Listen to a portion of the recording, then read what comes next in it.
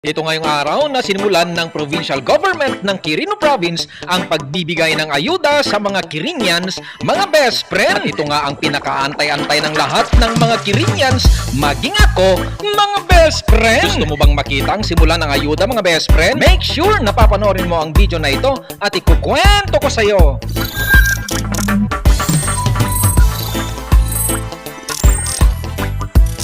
So mula nga dito sa amin mga best friend ay kailangan nga nating bumiyahe ng 25 kilometers para marating ang Barangay Tukod, Cabarugis, Quirino, mga best friend. Dahil ngayong araw nga na ito ng April 28 ang unang araw at simula ng pagbibigay ng ayuda ng Provincial Government of Quirino Province para sa mga Quirinians, mga best friend. Ito nga ay isang programa under the leadership and initiative of our beloved leaders, our Governor Sir Dakila Carlo Cua and Congresswoman Ma'am Midi Cua para makatulong sa mga mamamayan ng Quirino Province sa kasalukuyang nararanasang krisis, mga best friend. At ilang sandali nga lang ay narating na natin ang Barangay Dibibi, mga best friend. Meron ba tayong mga viewers at followers sa lugar na ito, mga best friend? Paramdam naman kayo sa comment section, mga best friend. At hindi nga natin namalayan, mga best friend, narating na nga natin ang bungad ng Barangay Tukod, Cabarugis, Quirino, mga best friend. At sa ating patuloy na pagbumotor nga ay narating na nga natin ang Barangay Hall ng Tukod, Cabarugis, Quirino, mga best friend. At pagkapasok ko nga sa kanilang gymnasium ay talaga namang makikita ang napakaraming tao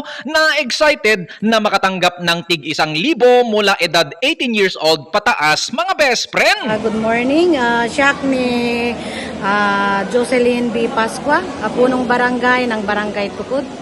Dito yung activity circuit ko, programa iti provincial government, Jay Cares, I Love Quirino, Cash Aid for Recovery and Essential Support, or Jay Cares, iti provincial government para iti dito yung crisis. Ti qualified dito yung activity o programa circuit dagijay 18 years old and above, individual po ito sir, na binibigyan na taga-tukod po. Estimated, expected na magpe-pay out dito sa Barangay Tukod around 1,000 to 1,500. Masasabi ko po para kay Governor Dax Cua at saka si Congresswoman Midi Cua. Kaya kami po ay nagpapasalamat sa programang ito kasi itong halaga na ito ay malaking tulong na para sa aming mamamayan para sa crisis na ito. At maraming salamat po kasi sa payout na ito, programang ito, kami po ang numero 1 na nagpe-payout. Para nga tayo ay makaklaim ng nasabing ayuda na 1,000 mga best friend, kailangang meron nga tayong I Love Quirino ID, mga best friend. Para naman sa mga walang I Love Quirino ID, ay wag nga kayong mag-alala dahil sa mismong venue ay meron ngang gumagawa ng I Love Quirino ID, mga best friend. Siya ni Sonia Binibli, taga Purok 6, Tukod, Cabarugis, Quirino. Tanggap concert iti ayuda nga inted da iti ko gobyerno ti Quirino katagyaman ak unay Sir Governor Dax Cua ken Congresswoman Midi Cua.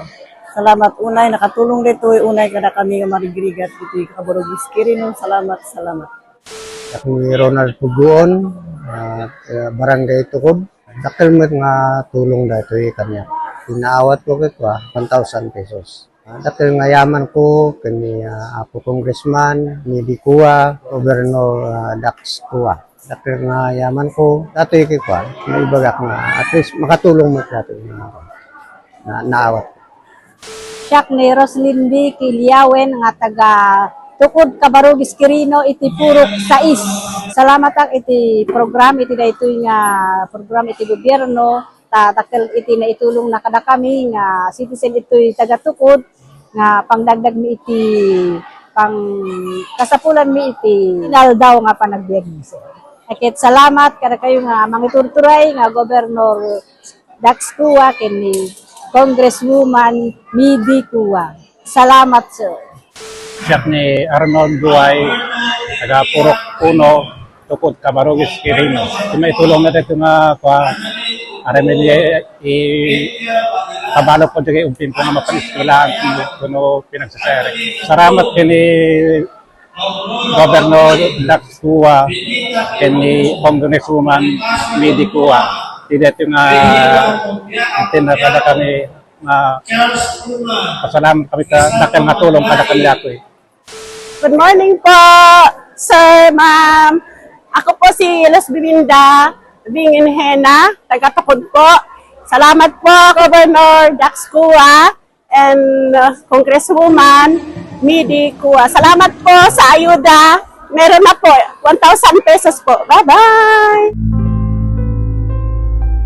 Sa panahon ng krisis mga best friend, hindi kailangan ang inggitan, siraan at pagmamataasan. Kundi ang kailangan natin ay pagpapakumbaba, pagkakaisa, pagmamahalan at pagtutulungan. At sa lahat ng natatanggap nating mga tulong mga best friend, malaki man ito o maliit, sana matutunan nating magpasalamat. Dahil ang taong marunong magpasalamat na may kasamang sinseridad at pagpapakababa ay patuloy na pinagpapala. Ito po ang inyo pong kaibigan, best friend motto na nagsasabing when you ride, leave your pride at sa Diyos lamang umasa at huwag sa maling akala. Pa-comment naman mga best friend kung taga saan ka para malaman ko din kung saan aabot ang video na ito. At kung sakali mang hindi ka pa naka-follow, baka naman. Sharing is caring mga best friend. See you po in my next video.